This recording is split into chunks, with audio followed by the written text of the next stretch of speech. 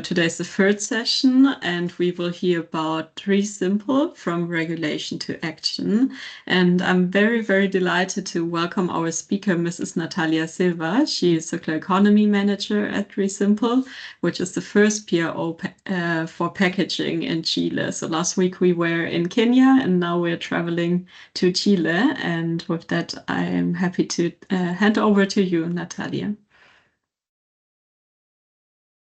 Okay, good morning, everyone, and thank you for the invitation to participate and have the opportunity to share with you how is the beginning of the EPR model here in Chile. So let me first start with the presentation and let me know if you are watching correctly.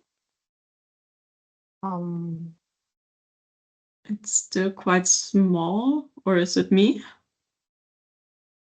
No, I think it looks good. Yeah, sorry, that was my channel. Thank you. Yeah. So, perfect. Well, good morning, everyone, again. I'm Nathalia Silva. I'm from Chile, and I represent ReSimple. It's like a very simple.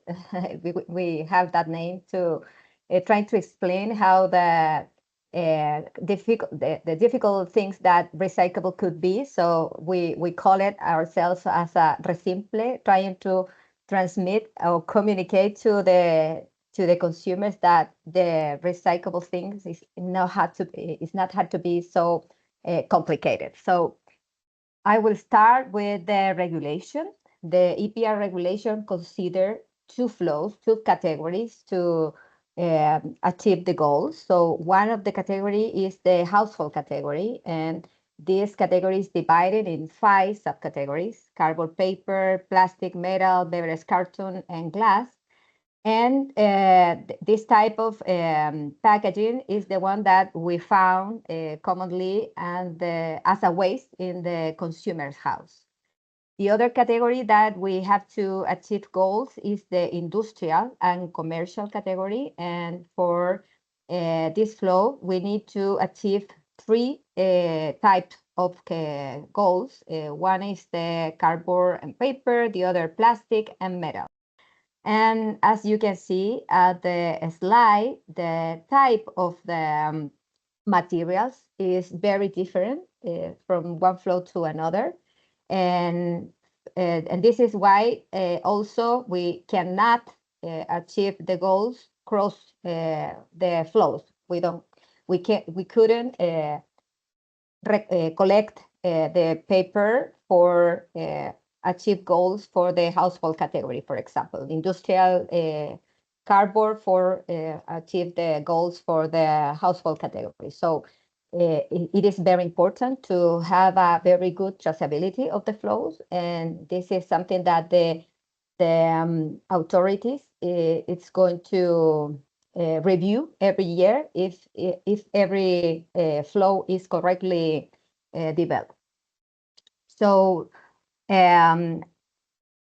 at least that we have to achieve goals, we have another obligation. One of the most important obligations that we have to achieve is the door-to-door collection. This is the main definition to the system in Chile, and this system start with a 10% of the housing for the year one. The year one for Chile was in 2023, and we have to grow in this coverage until 80% of the housings to the year 12.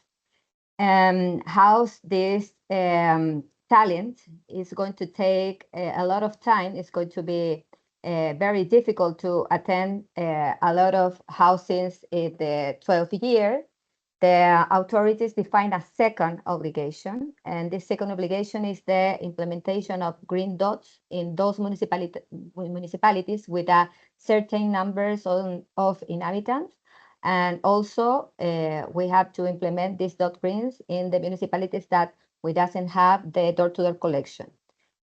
As a result of this implementation of this two-service model, the recycling goals established as the decree should be achieved, or at least this is the paper say that the reality is so difficult. It's not only the obligation that could bring us the possibility to reach the goal. But we are going on in this implementation, and it's hard to be, and it's going to be very hard to grow in the goals for the next years, because we still have citizens that doesn't know how to recycle and doesn't know that we are implementing this service. So we're still traveling for this situation. The structure of the EPR legislation defined as a mandatory that the producer of each priority product, we have 6 priority products at the umbrella of the EPR system in Chile. And one of those is the packaging, and yeah, the packaging and packaging, and what is the other word? Sorry, I forgot the other word, but packaging and containers. Containers are one of the priority products. And for each priority product, we have to the authority have to develop a specific decree. The legislation was published in 2016, and the decree for packaging was published in March 2020. And in that decree was defined that the operation, the actually starting of the development of the service for the community, it has to start 30 months after the publication of the decree. So in October 2023, we start the EPR for packaging here in Chile. So we have at least a year struggling all this thing and trying to collect all the materials that the citizens are generated. So nowadays, ReSimple is his implementation is in progress. We have around 40 municipalities, over 345 municipalities, and we're still signing a commitment with the municipalities, because we need a commitment with the municipality to start operation. And how is this model? How can graphicate it in simple? The producers has the responsibility as a unique or a specific and mandatory responsibility to finance all the operation needed to achieve that the materials that are put in the market could be recycled. And the way that the legislation defines that the producer has to reach that obligation is through the PRO. So the producer has to declare the materials that they sell, that they put in the market. And with that declaration, the PRO define the strategic operational plan. And for each municipality, those PROs has to conduce or drive open tenders for each part of the value chain. And then also ReSimple has to pay for the collection, sorting, or the transportation to deliver the material to the recyclable plants. And at the end of the year, we have to report all the operational results that we have to the environmental authorities, that is called Superintendencia del Medio Ambiente, and they have to evaluate if the goals and obligations are okay, or if there is something that we cannot avoid. The authorities could define a fine to the PROs for the not commitment for the obligations of the achievement of the goals. Our structure is considering a directory. This directory represents the producers, and we have a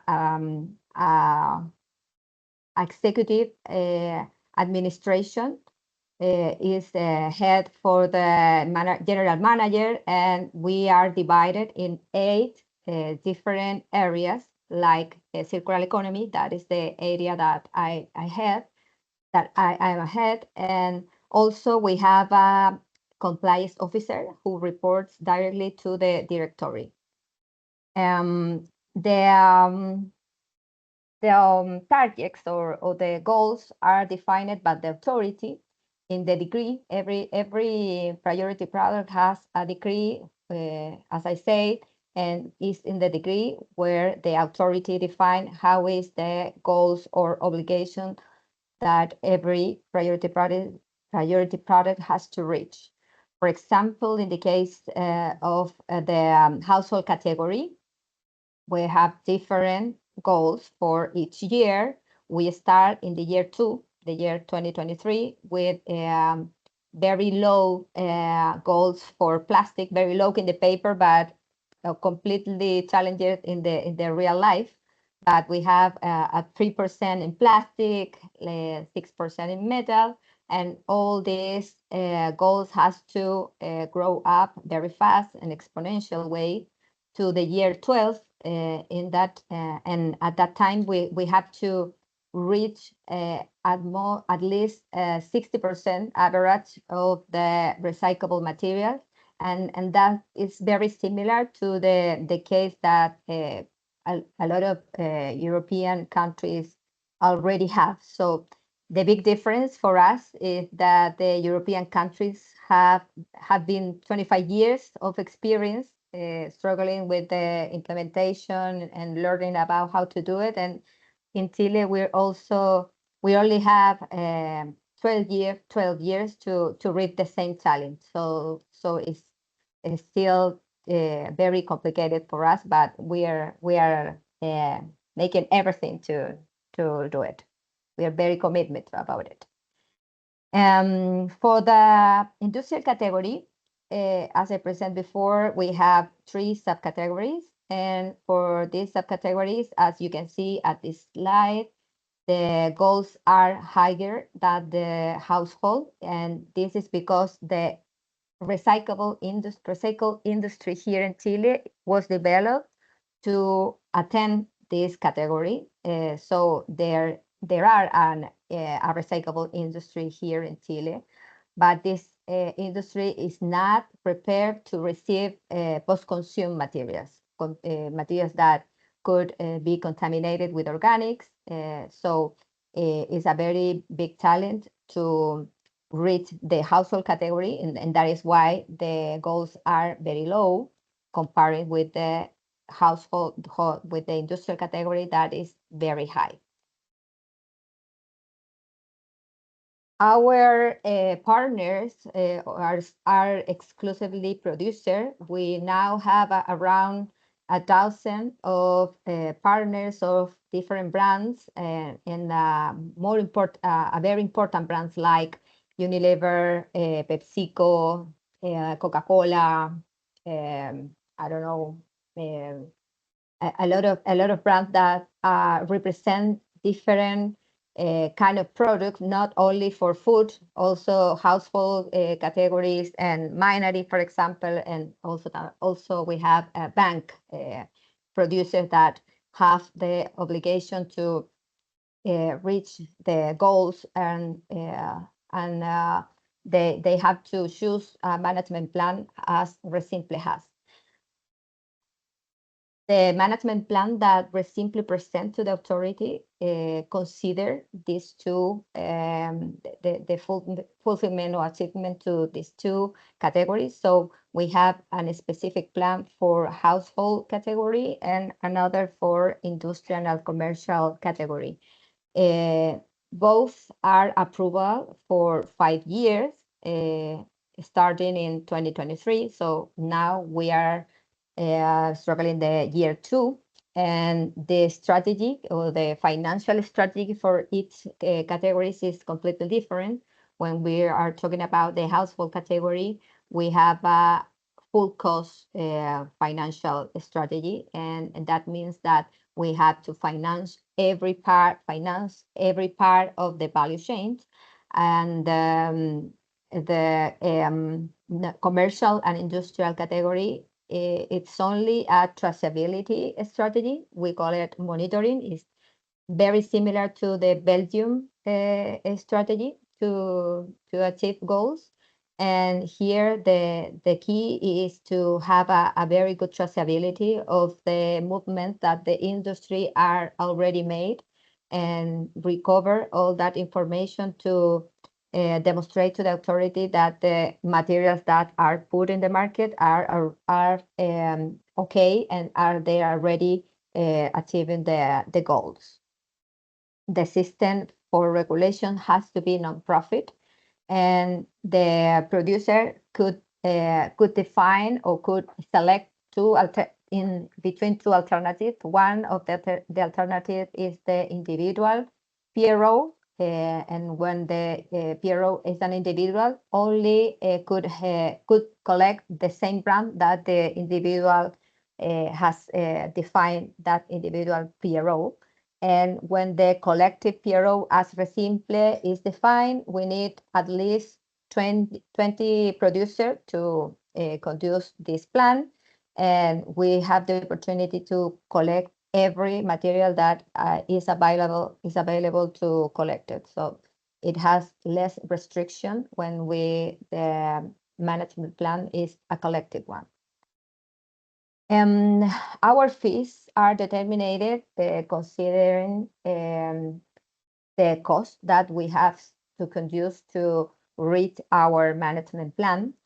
As we don't have the opportunity to have profit, we have to identify the operational cost that we need every year and the non-operational cost, considering the cost of the logistic, as a collection, sorting, and transportation. And also we have to consider the percentage of the scrap that we have for the collection for materials that doesn't have the quality that we need to transform these materials in a new raw material. So also we consider the incomes that we have for selling the recyclable material, and this is part of the balance that we need to consider in the operational cost. And for the non-operational costs also, we have the cost for communication, for carry on the administration, and a legal recommendation is have a reserve fund to any contingency. So all these costs has to be divided for the quantity of the materials that all our producers put on the market, and the fees consider positive eco-modulation when the materials are recyclable, and punishment or penalty when the material is not recyclable or is a disruptive material. We have published our fees in our web, www.resimple.cl, and at that website you can find our fees for 2023, 2024, and also we recently published the fees for 2025. And as you can see, it's a very short letter, but as you can see, we have fees for a lot of materials, and we think that in the next year we also will grow in this list to implement better the eco design, and to get to bring the correct incentive to the producer to change the materials, and to improve the use of recyclable material. So how is the money flow? Each producer has to pay for the quantity of material that they put on the market, considering that the fees for each material, they pay to the PRO, to ReSimple, and with that money we can finance the sorting, the collect, and the recyclable. And when we can sell these materials, we also consider all that in the balance of the ReSimple. We doesn't receive any pay for other organization, public or private. We only receive the money from the producer. So this is a PRO that is financed exclusively for the producer, and at least 10% of the budget that we need every year comes from the sales of recyclable materials, and the biggest part comes from the fee. So it's very important to have a very good model to bring a correct fee and to finance all the operation for a year. And how we are doing this, when we define or when we have a commitment with the municipalities, because we have to sign commitment with the municipalities to collect in this area. When we have that commitment, we start delivering these yellow bags or the blue bag or the green bag, depending of the different flow that we are going to start collecting. And in this situation, we take the opportunity to talk with the neighbors, to explain how they have to recycle, what materials have to put in the bag, and also we tell us about the day or how they can find the specific day that the collect is going to be in his area. We also have yellow beans, but the most of the cases is the yellow bag, but we are still in trial. We're still proving what is the best alternative. Some municipalities demand that the yellow bin, but others prefer the yellow bag. So we are using both to this first year and this second year. We also have the green belts for the glass packaging, and this is some of the things that we have a lot as a previous conduct for the citizen, because this is something that the citizen is already used to it to do it. So it's something that we cannot, or for now we are not thinking to change, because we still have a very good opportunity to have a very well quality of the material in this type of containers. And for the municipalities that still doesn't have the opportunity to receive the door-to-door collection, as I say before, we have to bring an alternative service like the Green Dot, and the Green Dot is very similar. If you can see the image, is very similar. They have the very structured colors to start the education to the citizens about how they will have to do it when we start the door-to-door collection in his area.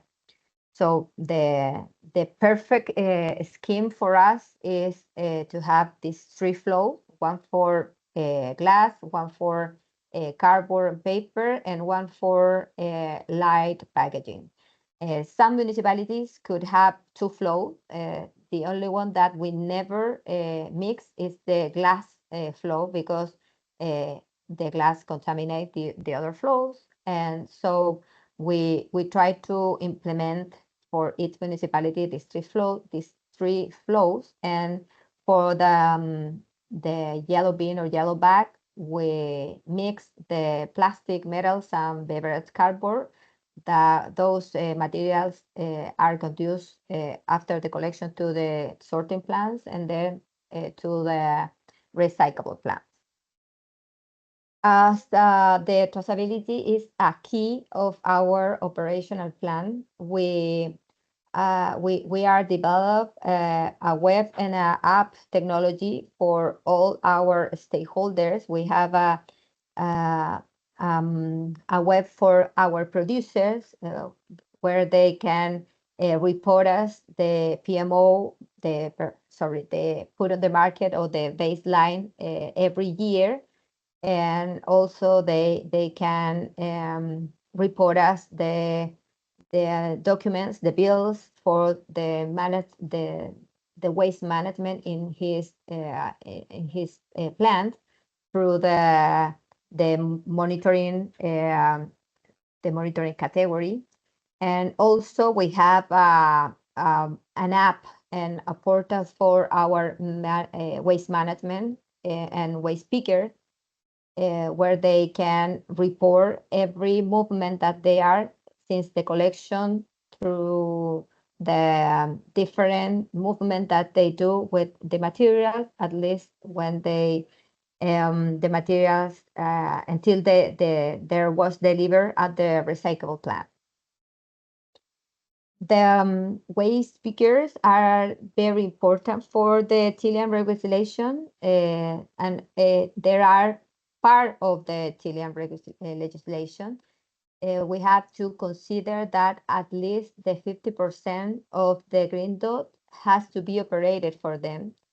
Therefore, ReSimple signed a collaboration agreement with them, with the National Association of Waste Pickers, for joint work and provision of service. And we are not only have agreement with the association for Green Dot, we also try to implement additional flows, additional activities with them, like Green Dot at schools or campaigns, environmental campaigns, door-to-door collection, and we are trying to develop some strategy to incorporate it in sorting or pre-treatment of some of the material. The benefit to work with the waste picker is that we doesn't need the obligation to conduce tenders. So when we have agreement to operate some area, we only have to ask for permission to the authorities to do that job with the waste picker, and we have less time to start the operation, because for a bidding we take around 6 or 9 months to put the operation ongoing. And when we have the same operation considering to waste picker, we take at around 2 or 3 months. So it's better for us when we work with waste pickers, because it's less time, and we can give the service sooner to the municipalities. Our organization is around 90 people, but it will be still, we think that it will be growing and in the next year, depending of the operational service, because we are in 40, a little bit more than 40 municipalities, and we have to deliver the service in more than 300 municipalities. So we will need more team to do that job. And in this slide, you can see our general manager, Javier, and the head of the 8 different divisions that we have here in ReSimple. And this is me. I'm the head of the circular economy area.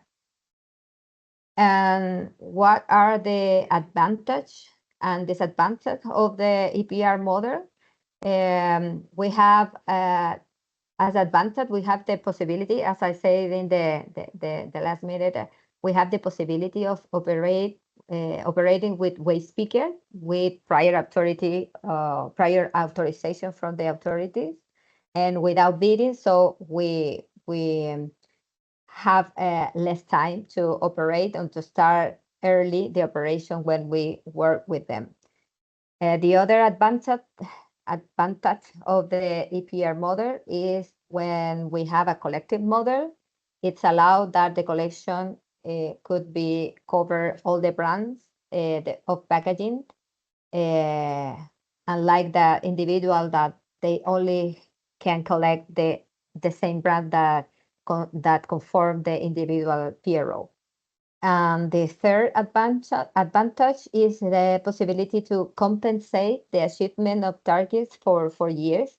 For example, for the household category, we can reach the goals with only collect or not only we because we only have 50% of compensation, so we can collect a lot of cardboard and paper, and we can help to the other subcategories like plastic, metal, or beverage cardboard to reach their goals. So this is for household, and for industrial category, we have the opportunity for the first 4 years to compensate at 100% with only one of the materials. So, for example, our strategy now is to reach the monitoring goals only with cardboard and paper, because with that subcategory, we can cover the other two targets for the plastic and metal. And the disadvantage for the EPR structure, the first disadvantage is the extreme regulation of the Free Competition Authority. For example, when we need to make some adjustment to the tenders, we have to go to the authorities and we have to ask for permission. So we don't have a flexibility to operate day to day. We have to wait for the approval, and the approval could arrive 6 or 9 months later. So it's the completely opposite scenario of the flexibility. The second disadvantage is the immature market. We have a lot of waste managers or waste pickers that doesn't have the authorizations in the way that the EPR model needed, because it's a biggest challenge for the waste managers. So they have to change, or they have to go for a different approval, and they are not prepared to start this model, and that is why the first year we couldn't find a lot of available waste manager who has the correct authorization, and that is extremely complicated because the goals are defined, and we don't have the market prepared to reach all these goals and all these obligations. Nathalia, sorry to interrupt. We are running out of time a little bit. If you could wrap up within the next 1 or 2 minutes, that would be awesome. Yeah, I have one last slide. Perfect, thank you. Yes, and the third disadvantage is the municipalities are not obligated to sign agreements. So if they don't want to work with the PRO, nobody is going to ask them to do it. And the fourth disadvantage is the market that operated before the EPR model does not contribute to the goals. So which may that is complicate the achievement of the goals, because we have a parallel highway of the materials that are being recycled, but we can count with that numbers, because it's not in the same model that the EPR are required. And my last slide is to present the Reciclan. This is the way that we consider that is a very good way to educate the citizens, because we are very sure that the children are the main agent of the change in homes. So we are trying to be very funny with the different characters of the materials that they will train the citizen, and also will have a very good opportunity in the schools and university to explain how to do it in the best way. So that's all. Thank you so much. Thank you so much, Natalia. This was a great presentation, very clear, and yeah, very nice to see your success story already. And I love the characters for the children. Good to include them right from the beginning. Great. Thanks so much. We still have some time left for questions. You can either put them in the chat or raise your digital hand, whatever works for you. There's already one question in the chat by Lynn. Great presentation. Are you able to set the fees annually, or does the government need to approve these fees too? No, we only present to the authorities the big structures as how to define the fees, but we have the possibility to change it or to define every year different fees depending on the cost that we need to finance. So we have that opportunity. Yes. Okay, great. Thank you. I hope that answered the question. Is there any other question? Otherwise, I also have one or two. You mentioned that there's the need to establish an agreement with the municipalities before operating in their Yes. area. I heard from other countries that sometimes there's a bit of competition between the private sector or the EPR system and municipalities, yeah, competing over materials. Do you have the same impression that municipalities would prefer to keep the the competence over the material streams, or are there other things holding them back to sign the agreement? Yeah. Well, I think that some of the municipalities think, as you're saying, they want to have a competition, but the thing is that the PRO will pay for the service. So if we pay for the service for each municipality, the municipality will save in money for the community. So the money that they has budget for made the recycling service or defined for recycling, they can use it for other things. So that is the big opportunity that the municipalities still, or some municipalities still doesn't understand. Okay, I see. Thank you. Yeah, it seems like this question comes up in different contexts. Yeah. Then we have another question by Katalin. If more than one PRO wants to operate in a municipality, how is it decided which one ultimately is allowed to do so? And another question, do you report to RETC or to SMA? Yeah, it's the very good question. The municipality could decide if they want to operate with one or divide the municipality in two areas. So they have the opportunity to operate with both, but it's a role that it has to be defined by the municipality. And about where is the place that we made the report, we made it through the RETC, the RETC is a platform from the environmental authorities, and they and they pass the information to the SMA, the Superintendencia del Medio Ambiente, but the official channel to report everything here in Chile is through the RETC. Yeah. Okay, great. Thanks. Thank you. Very helpful. Great. Are there other questions to Natalia? You can also raise your hand or just unmute yourself. Yes, Sergio has a question. What is the destination of the collected materials? Which materials are recycled locally and which are exported? Any materials go to waste to energy or co-processing? Yeah, also very relevant question. Thank you. Yeah, yeah.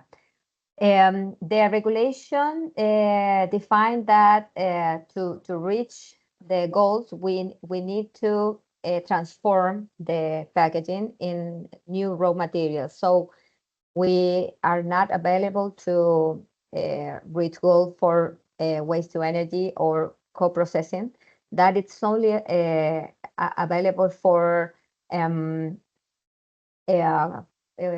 is the name of product like aerosol is Sorry, say it again. Yeah, I'm thinking about the word, but it's Like, that it's only allowed for a product that can be transformed in a new neuromaterial, like dangerous product, for okay, like hazardous aerosol. waste. Yeah, that kind of product could Mm. reach goals for crop processing, but the waste to energy or crop processing is very high. It has a very high cost. So we are trying to improve the valorization, the recyclable through the transformation of the materials in a new raw material. And we also have the opportunity to export, and we have to demonstrate to the authority that the materials that are being exported, it will conduce correctly to a final destination, that it has to be a transformation of a new raw material. Mm-hmm. Great, thanks so much. I hope that answered your question, Sergio. Katalin has a follow-up question. Do these new materials, the recycled materials, also have to be marketed?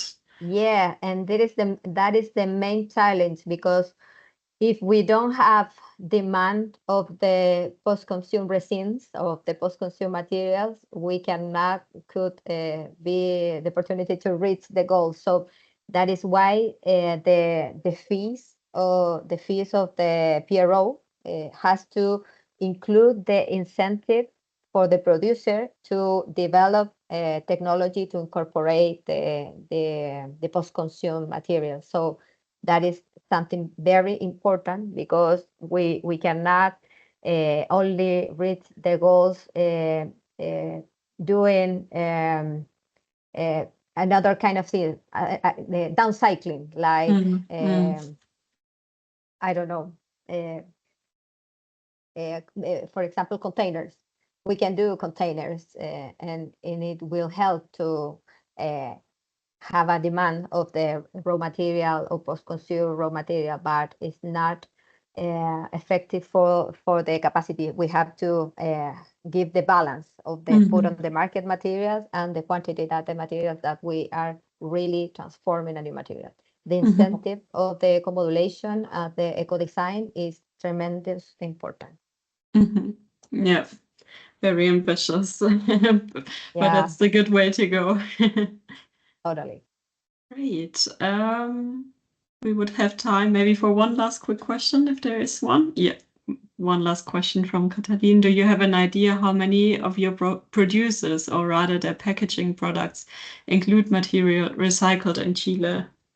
Yes, I know not a lot of producers are incorporated because the industry here in Chile is a food industry.